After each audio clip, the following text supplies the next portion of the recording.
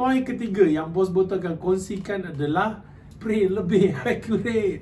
Bila korang tekan, contoh bila kita tekan je ni, dia keluar dengan kuantiti katalah 0.3 mm. Contoh kan, korang tekan lah, zap, dia keluar banyak bulat tu.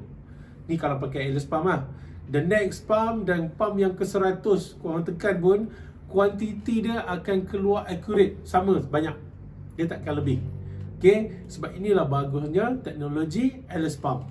Tapi kalau korang menggunakan yang pump biasa ni, yang dalam dia getah, first tekan banyak, second mungkin sikit dah, yang makin lagi lama banyak sikit. Sebab apa? Melibatkan tekanan udara dia. Sebab tu dia tak accurate bila kita menggunakan yang pump biasa. Kejap banyak, kejap sikit. Korang pernah mengalami, betul tak? Itulah sebab kekurangan botol pump biasa berbanding airless pump.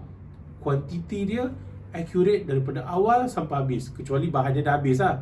Kau nak tekan dia tak keluar dah lah sebab dah habis. Tapi kualiti yang keluar dia, kuantiti yang keluar tetap maintain sama. Itulah speciality airless pump. So, founder-founder di luar sana, kalau korang nak cari airless pump, contact dengan bos botol. Kita ada macam-macam bentuk, macam-macam saiz, macam-macam warna. Kita boleh tawarkan ke anda. So, nak airless pump, contact bos botol.